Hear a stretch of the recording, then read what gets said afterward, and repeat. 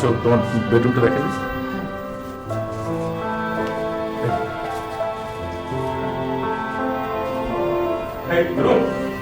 আচ্ছা তুমি একটা কাজ করবে, ওই গাড়ি থেকে ব্যাগগুলো নামিয়ে আনবে, ঠিক আছে? আচ্ছা ভালো কথা, কাজে নিয়ে খবর কি? এটা স্যার আধা বাইতে যা একটা কইছিলাম শিয়ার হোসেন আইবো স্যার কোনো খবর নাই স্যার। কি বলছো, তাহলে রান্না বান্না করবে কি? অ্যাটলিস্ট স্যার আমি তো আসি হই তুমি রান্না যাও নাকি? মাঝে মধ্যে স্যার সাথে ভাবে মাঝে থাই অনুমতি দিতে চাই না তারা। আচ্ছা ঠিক আছে, থ্যাংক ইউ ভেরি মাচ। তুমি একটা কাজ করো, আপাতত 2 কাপ চা দাও, ঠিক আছে? পরে ব্যাগ নামাও, যাও। ওকে হ্যালো, তুই কোন সাহসে গেলি আর কার কাছেই বা বলে দিবি? আমি কিন্তু আমার হাজবেন্ডের সাথে এখানে এসেছি। সো হোয়াট, ও বললো আর অমনি তোর দিতে হবে? আচ্ছা একটা কথা আমাকে বল, তোকে ভরণ পোষণ করার ক্ষমতা কি ওর আছে? মা ডাকো প্লিজ, আর একটা বাজে কথা বলবে না। ফার্স্ট ক্লাস অফিসার দেখলে তোমরাই আমাকে নিয়ে গেছো, এখন তার যেখানে পোস্টিং আমাকে তো সেখানে গিয়ে থাকতে হবে, তাই না? তোর স্বামী ভক্তি আমি ছুটাচ্ছি, ওই অজপাড়া গায়ে কেউ থাকে? হ্যাঁ, ধুলো বাড়ি মশা মাছি, ছি ছি ছি ছি। তুই শিগগিরই ঢাকায় ব্যাক কর। কিন্তু কথা বলছিস না কেন, স্টুপিড মেয়ে? ফোনটা লিখে দিল।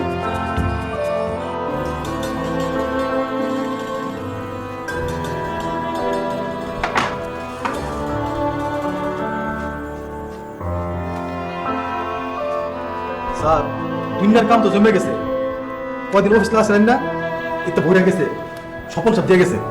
আচ্ছা ঠিক আছে, আমি দেখছি, ঠিক আছে। স্যার আমরা হাইরাল গিয়া হ্যাঁ হ্যাঁ, তাড়াতাড়ি।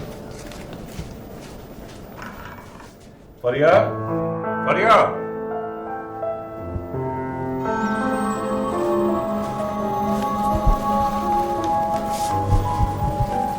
তোমার তো বিপদে হয়ে গেল না?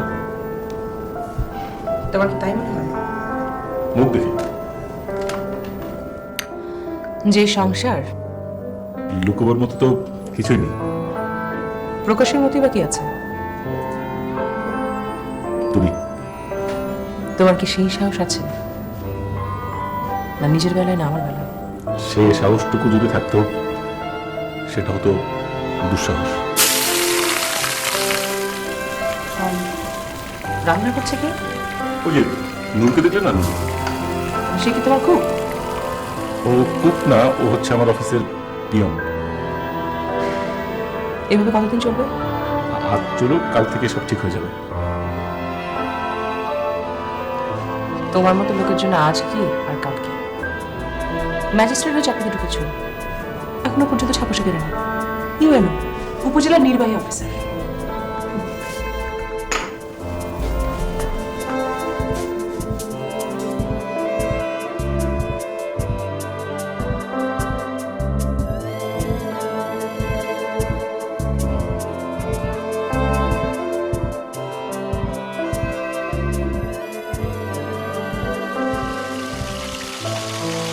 কি রান্না করছে?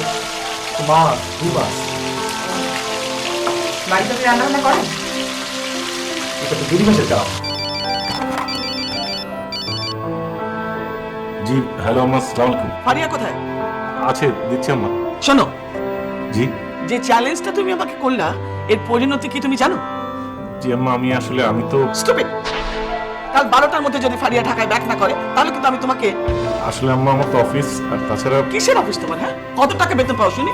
তোমার সাথে কার অনেকেই তো গাড়ি বাড়ি করে অস্থির করে ফেলেছে, আর তুমি? কাল 12টার মধ্যে ফারিয়া ঢাকায় ব্যাক করবে, দিস ইজ মাই ওয়ার্ডার, ওকে? আচ্ছা দেখি। আরে কথার মধ্যে ফোন কেটে দিল, কত বড় সাহস! বেয়াদব কথা। স্যার আমি একটু বাইরে যাই, তাই তো আওয়াজ লাগবো স্যার।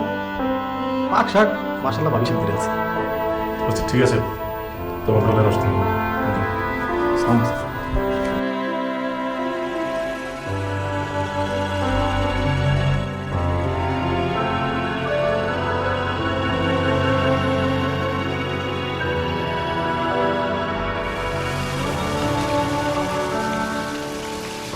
পারবে?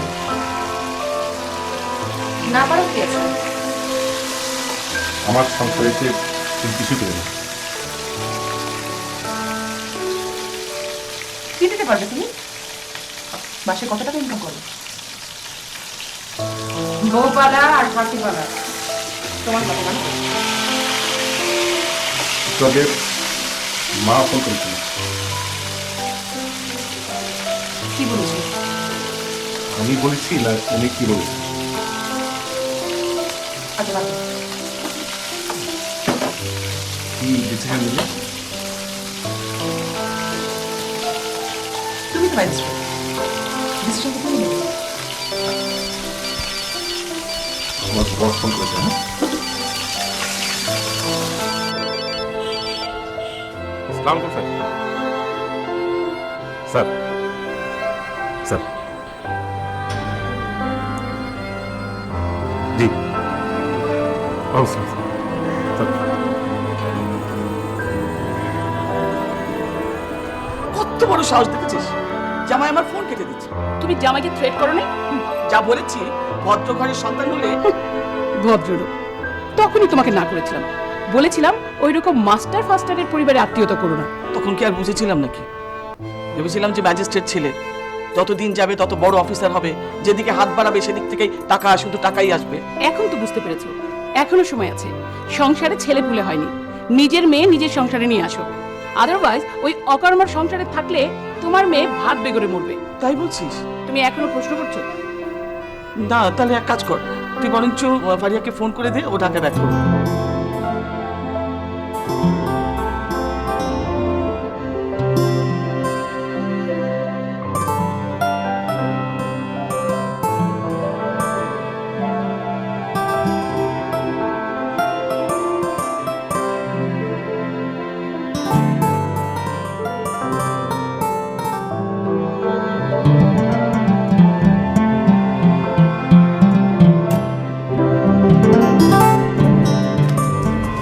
না, এই ফেলটা নিয়ে যান।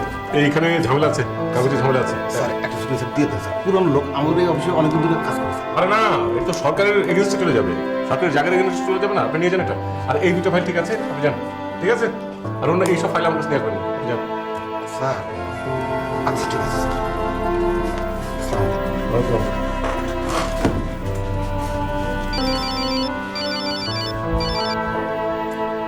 মা আসসালামু আলাইকুম।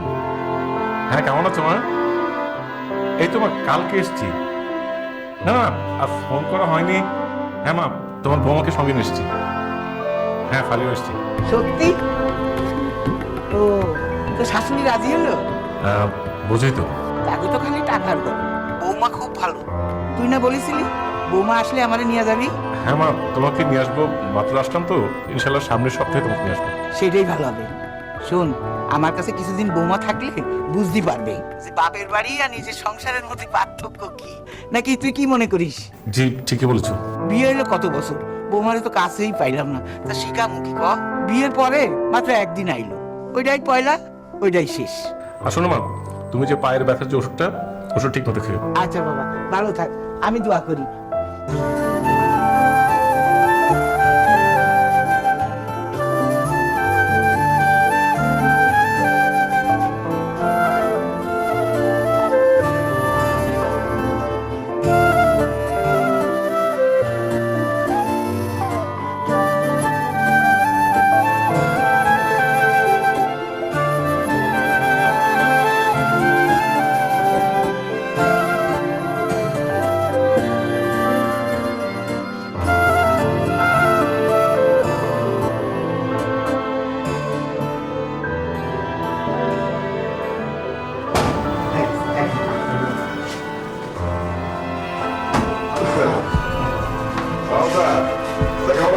জি, ভালো আছি। বসো। Thank you sir.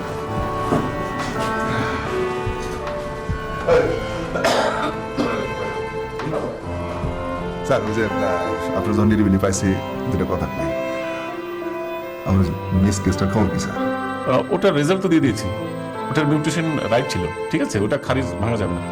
এই কি বলে স্যার? তার মানে আমার রিকোয়েস্টের কোনো দাম নাই? এটা তো রিকোয়েস্টের কোনো ব্যাপার না, আইনের ব্যাপার। আইন যদি পারে তাহলে রিকোয়েস্টের তো কোনো দরকারই পড়ে না। স্যার 1 কোটি টাকার সম্পত্তি, আপনি এই যে এই মিউটেশনটা ব্যাংকে যদি আমার নামে নতুন মিউটেশন করে দেন, তাহলে পরে 10% পার্টনারশিপ। না এমনই কিছু করার দরকার নেই, আপনি যদি বলেন স্যার আমি সন্দেহ আসি। আমার শার্ট যেটা দেখছেন এর দাম 250 টাকা, প্যান্টের দাম 300 টাকা, এই যে চশমাটা দেখছেন এটার দাম 250 টাকা। আর এই যে কলম একদম 10 টাকা, বুঝতে পারছেন? বাহ, খুব ভালো sir. Honesty is the best policy. পড়ছি স্যার, বই পড়ছি, কথা সত্য স্যার, কিন্তু বিষয়টা মন্দ। আপনি স্যার আমার থেকে পদে অনেক বড়, বয়সে কিন্তু আমার থেকে অনেক ছোট। একটা কথা বলি স্যার, কিছু মনে করি না। এই যৌবনকালে যদি কিছু না করতে পারে তবে শেষ বয়সে কিন্তু পস্তাবে। স্যার সন্দেহ আসে স্যার? আপনি এত উপদেশ জানা মানুষ, আপনি একটা কথা বলুন। আমার বাবা খুবই সাধারণ মানুষ ছিলেন, কোনোদিন কোনো হারাম পয়সা আমার মানুষ হয়নি, বুঝতে পেরেছেন? বাহ বাহ, ভালো কথা, খুব ভালো কথা, বেহেস্তি কথা। ও স্যার, এর আগে যেটা কোন উপজেলায় ছিলেন স্যার? জি করবে স্যার, বেনাপোলে রেখে দিন। এরপরে কোন দিকে যেতে স্যার? বাংলাদেশ সীমানার মধ্যে যে কোনো জায়গায় হলেও প্লিজ আপনি এখন যান। থ্যাংক ইউ ভেরি মাচ, আমার হাতে অনেক কাজ আছে। হ্যাঁ, কাজগুলো সব সন্ধ্যা আসেন। আসসালামু আলাইকুম।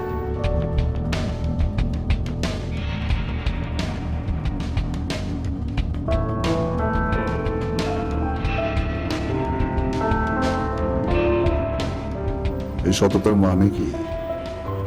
ঘুষ খায় না নাকি বেশি ছাড়া খায় না? আচ্ছা ঠিক আছে, দেখি।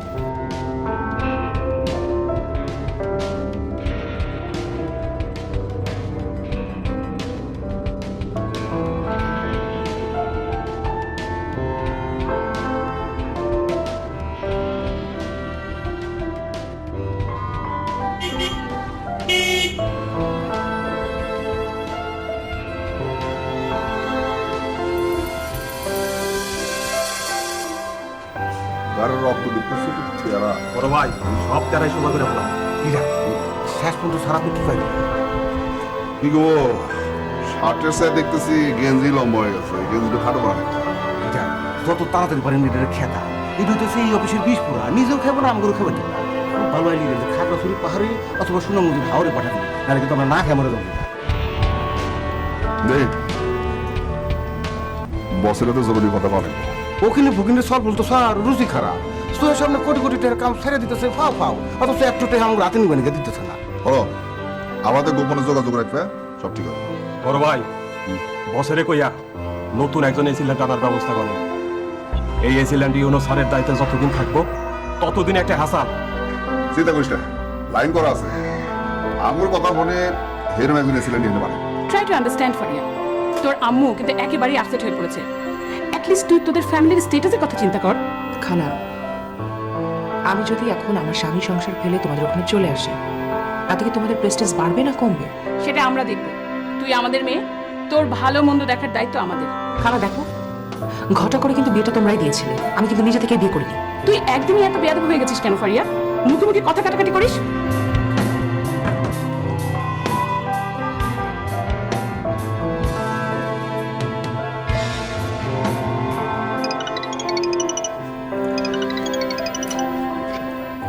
হ্যালো, আচ্ছা শোনো, আজও কিন্তু আমার ফিরতে একটু দেরি হবে। কত দেরি হবে? হ্যাঁ, ঠিক বলতে পারছি না, আনুমানিক রাত 9টা-10টা তো হবে। আচ্ছা এতক্ষণ আমি একা একা বাসায় কিভাবে থাকবো বলো? তুমি একটু আমার কথা ভাববে না? আশ্চর্য, তুমি যে কি না। খুব একা হয়ে গেছে না? তুমি তো আর একা না, তাই না? আচ্ছা চলো, লাঞ্চের পরে কোথা থেকে ঘুরে আসি, ঠিক আছে? গাড়ি ঠিক করে নিচ্ছি, ঝটপট। হুম।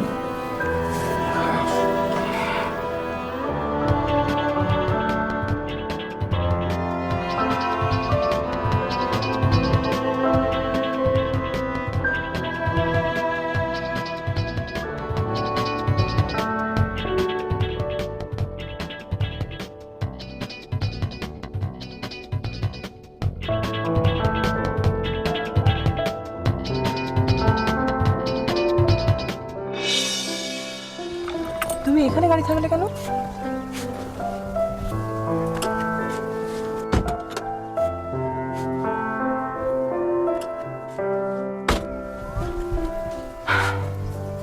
এটাই তোমার বেড়ানোর প্লেস?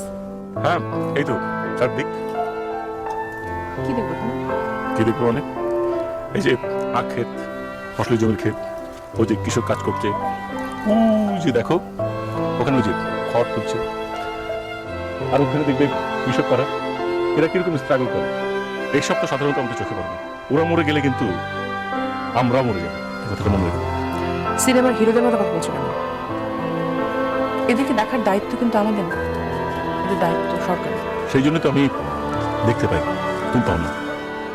এখানে তো আমি একজন সরকারি কর্মকর্তা নাকি, সেই দায়িত্ববোধ থেকেই তো এইসব মানুষের প্রতি আমি অবিচার করতে পারি না, এদের ফাইল আটকে ঘুষ খেতে পারি না, এদের উপর আমি দুর্নীতির বোঝা কখনোই চাপাতে পারি না। তোমরা যখন এতই সাধু, তাহলে দেশ দুর্নীতিতে বারবার বিশ্ব চ্যাম্পিয়ন হচ্ছে কেন? সেটাই তো বড় প্রশ্ন। সবাই সাধু না, কেউ কেউ সাধু। একটা কাজ করো, তাহলে চাকরিটা ছেড়ে শুধু জঙ্গলে চলে যাও।